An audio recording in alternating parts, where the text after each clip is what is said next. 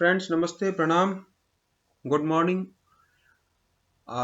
पिछले वीडियोस में हम नंबर 11, नंबर 13 के बारे में बात कर चुके हैं। कार्मिक नंबर के बारे में बेसिकली हम लोग बात कर रहे हैं। सीरीज आपकी चल रही है, आपको एक एक करके ये वीडियोस मिल रहे होंगे।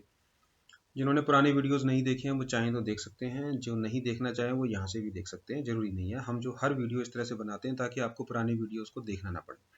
तो कार्मिक नंबर वो नंबर होते हैं जो हमारे जिंदगी पर जब इन्फ्लुएंस करते हैं, तो हमारे कर्मा को हमें जज करते हैं कि हमने कैसे कर्म किया। उनको हम लोग कार्मिक नंबर कहते हैं। हालांकि ये इंडियन टर्म है, पर वेस्ट से घूम घाम के वापस आ गई है। आप लोगों ने एक चीज नोटिस की होगी कि अभी इंडियन टर्म, इंडियन चीजें कितनी पॉपुलर होती जा रही है। इंडियन खाना, इंडियन कल्चर, उसी तरह से दो चार टर्म पॉपुलर हो रही हैं। कर्मा। तो मेरी आप लोगों से रिक्वेस्ट है कि ये हमारे जो चीजें पॉपुलर हो रही हैं, इसको इसको यार डिसोरिएंट मत करो। एक तो गंगा का गैंजेस बोलने लगे हैं, कर्म को कर्मा बोलने लगे हैं, योग को योगा बोलने, what's this nonsense. Please please, अगर आप लोग मेरी बात सुन रहे हैं तो कर्म को कर्म ही बोलना है। कार्मिक नंबर माने कार्मिक नंबर, कर्म के नंबर। तो कर्मा, योगा, रामा, लॉर्ड, ये सब प्लीज ना बोलो। अगर ये दुनिया हमारे कल्चर को अडॉप्ट कर रही है तो अभी टाइम है इनको सही से बोलना सिखाना भी पड़ेगा। तो हम लोग इनको, चाहे आप इंग्लिश में बात करें, चाहे हिंदी में बात करें, चाहे पंजाबी में बात करें, चाहे बांग्ला में बात करें, ये आपकी मर्जी है। पर आप जो हमारे टर्म है ना, हम जॉन को जॉन ही बोलते हैं। जो अंग्रेज में जॉन होते हैं तो हम उसको जॉन बोलते हैं। डेविड को डेविड ही बोलते हैं, है ना। बोरिस बेकर को बोरिस बेकर बोलते हैं। हम उनके नाम को नहीं बिगाड़ते। तो वो हम राम को रामा और चैटर्जी को चैटर्जी वगैरह ये सब बना दिया इन्होंने, ये सब गलत है। ठीक है, तो ये ना कराओ। आप अपने कर्म को कर्म ही बोलो, योगा को योग ही बोलो यार। अभी कितना इफेक्टिव हो गया कि योग किसी को बोलो तो समझ ही नहीं आता। जब तक योगा ना बोला जाए ना, वो समझते ही नहीं। पढ़े लिखे जो हमारे थोड़े बहुत पढ़े लिखे लोग हैं ना, अंग्रेजी पढ़े लिखे लोग, इनसे बचने की जरूरत है अभी। इनको थोड़ा सा सही टर्म सिखाना जरूरी है। तो खैर, अलग कार्मिक नंबर की बात कर रहा था मैं। कर्मा, कर्मा, कर्मा, कर्मा नहीं, कर्म। जो कर्म है वो आदमी के भाग्य को बड़ा इफेक्ट करता है। हमारी पूरी हिंदू फिलॉसफी ही कर्म पर डिपेंड है। भगवान कृष्ण ने गीता में कहा है, जैसा तुम कर्म करते हो वैसा ही फल मिलता है। और आज सारी दुनिया उसी को झेल भी रही है, भुगत भी रही है। तो आप कर्म के आधार पर ही अपने जीवन को चलाते हैं, कर्म के आधार पर ही एक जीवन पाते हैं, कर्म के आधार पर ही अगला जन्म भी पाएंगे। तो कर्म यानी कार्मिक नंबर क्या है? तो हमने कहा था पिछली बार, दो नंबर हमने कार्मिक नंबर पढ़े थे, नंबर 11 और नंबर 13। आज तीसरा कार्मिक नंबर 16 के बारे में हम बात करेंगे। जिन लोगों को टैरो की थोड़ी सी जानकारी है, और अगर जानकारी नहीं है तो एक टैरो कार्ड देखिए, उसमें एक पिक्चर देखिए टैरो की 16 नंबर की। 16 नंबर में एक ऊपर ऊंचा सा एक टावर है, उस पर आग लगी हुई है, और ऊपर से एक आदमी गिर रहा है जो ना नीचे गिरा है ना ऊपर है, बीच में अटका हुआ है। यानी क्या? ये क्या शो करता है? नंबर 16 शो करता है fall from the height. Height यानी ऊंचाई से गिरना। गिरना कैसे होता है? ऊंचाई से आदमी कई तरीके से गिरता है। कैरेक्टर वाइज गिरता है, मोरली गिरता है, फिजिकली भी गिरता है। फिजिकली गिरने का मतलब ये है कि अगर 16 नंबर उसके नाम या डेट ऑफ बर्थ में आ रहा है तो हम कह सकते हैं कि क्या कभी आप ऊपर से गिरे हैं, ऐसा पूछ सकते हैं। तो अक्सर मैंने देखा है कि ऐसे लोग कभी ना कभी छत से पतंग लूटते हुए कभी कभी गिर भी जाते हैं, चोट लग जाती है। खासकर अगर नंबर 1 के साथ शनि का इफेक्ट हो, नंबर 1 और 8। नंबर 1 यानी 1 और 8 का कहीं इफेक्ट आ रहा हो तो फिर चोट सर में लगने की संभावना बढ़ जाती है। ऐसा मैंने देखा है। कुंडली में मैं 7 लगे हाथों बता दूं, जिनका मेष लगन हो और शनि का एस्पेक्ट हो, तो ऐसे लोगों को अक्सर ऊपर से गिरकर चोट जरूर लगती है। ये मैंने 2-3 कुंडलियां देखी हैं पिछले कुछ समय में, और ये बिल्कुल सटीक बैठता है। तो खैर, नंबर 18, नहीं नहीं, नंबर 16 सॉरी, नंबर 16 है हमारा एक कार्मिक नंबर है। ये फॉल फ्रॉम द हाइट करता है। फॉल फ्रॉम द हाइट का मतलब होता है कि फिजिकली गिरना, या कभी कभी मोरली गिरना, या कभी कभी या अक्सर फाइनेंशियली गिरना। ये तो बहुत होता है। तो आपको मैं एक दो एग्जांपल बताता हूँ। एक हमारे पास सरदार जी आए थे, उन्होंने कहा कि कुंडली दिखानी है, आपसे न्यूमरोलॉजी करानी है। मैंने कहा ठीक है। तो हुआ क्या, आपको याद होगा एक बार हिमाचल के अंदर एक आग लग गई थी इंडियन ऑयल के उसमें गोदाम में। तो फैक्ट्री उड़ गई पूरी उनकी। एक बार ऐसी कोई आए थे उड़ीसा से, उनकी फैक्ट्री बह गई थी जब वो समुद्र में तूफान आया था।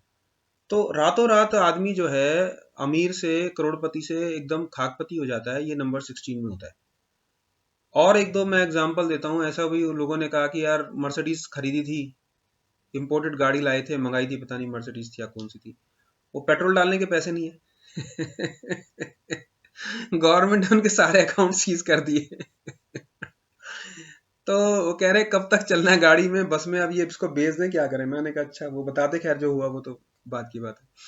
तो बहुत सारे एग्जाम्पल हैं, जब 16 नंबर की दशा आती है तो एकदम आदमी करोड़पति से खाकपति हो जाता है। या जिनकी 16 नंबर की दशा आने वाली हो, महादशा आने वाली हो, आप प्रिडिक्शन कर सकते हैं। घबराने की कोई बात नहीं है, माया आनी जानी चीज है, लक्ष्मी ऐसी है, कभी किसी की सगी नहीं है। इसलिए कोई खराब समय तो होता नहीं है, अच्छा समय होता है। कार्मिक नंबर का अर्थ ही है कि अपने आप को अच्छा करो, अपने अंदर बैठे परमात्मा का दर्शन करो, उसको रियलाइज करो। थोड़े बहुत 10 20 50 लाख करोड़ अगर आपके चले गए तो क्या हो गया, आपका तो कुछ है नहीं, आप कोई लेके तो आए नहीं। कई लोग आगे ऐसे रोते जैसे पता नहीं उन्हीं का सब कुछ था। उनका कुछ था नहीं, उनका ऐसे चला गया, ना उनका था ना वो लेके आए थे, सब यहीं से इकट्ठा करके माया जोड़ के अपना अपना करते रहे और रोते रहे।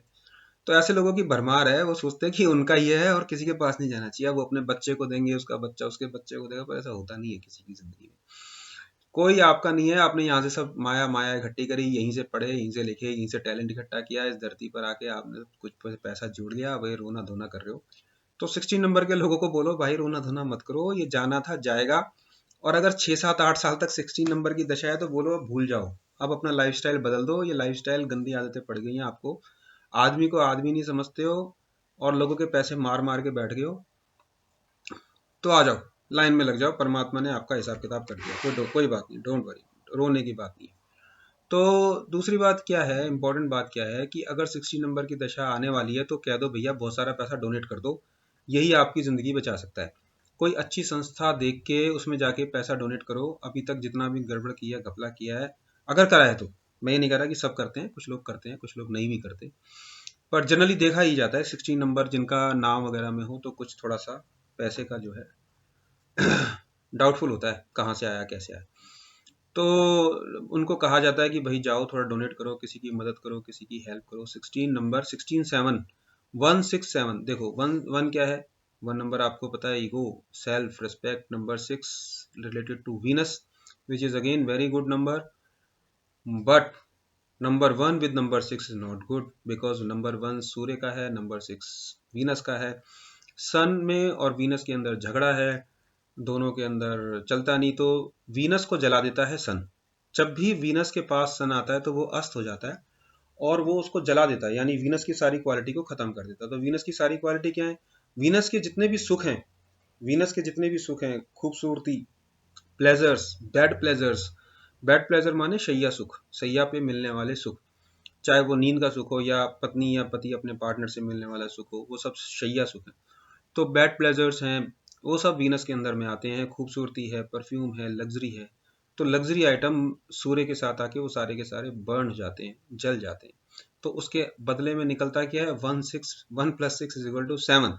तो 7 क्या है, नंबर ऑफ स्पिरिचुअलिटी। तो अगर 16 नंबर का इफेक्ट आ गया, 16 नंबर आपके सारे सुख सुविधाओं को जलाने वाला है और ऊपर से उठा के फेंक देगा। ऊपर से उठा के फेंकने का मतलब है कि एक झूठ की दुनिया से निकाल के आपको फेंक दिया गया है, आप बीच में, ये मौका है सोचने का, और अभी स्पिरिचुअलिटी में आ जाइए।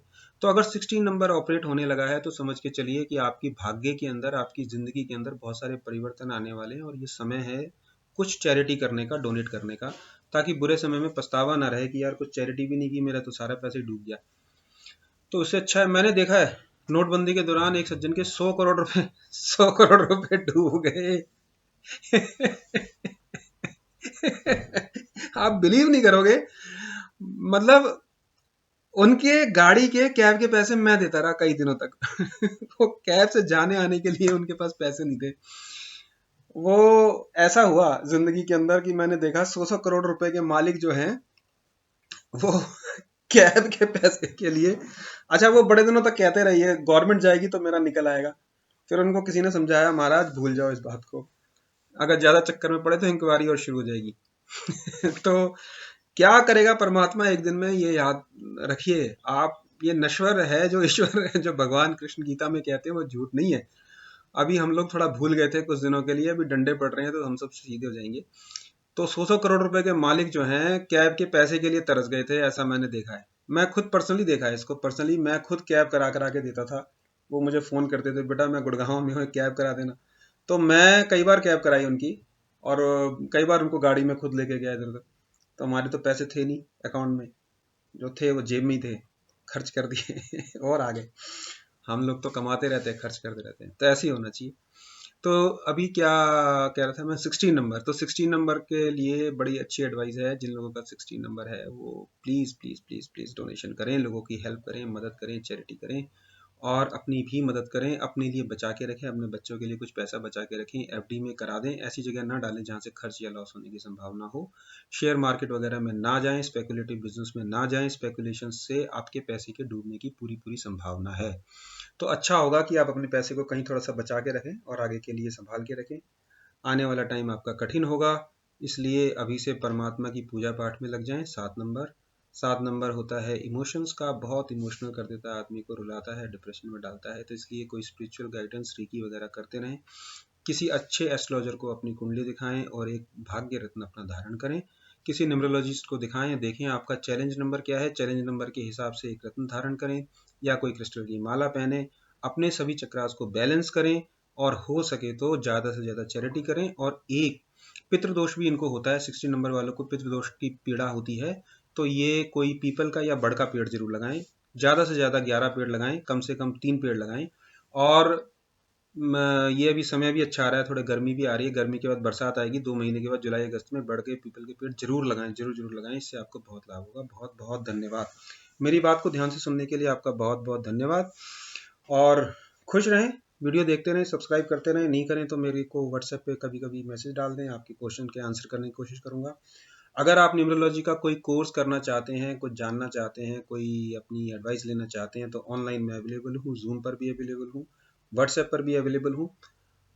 बाकी ईश्वर भला करेगा सब। धन्यवाद जी, बहुत बहुत धन्यवाद।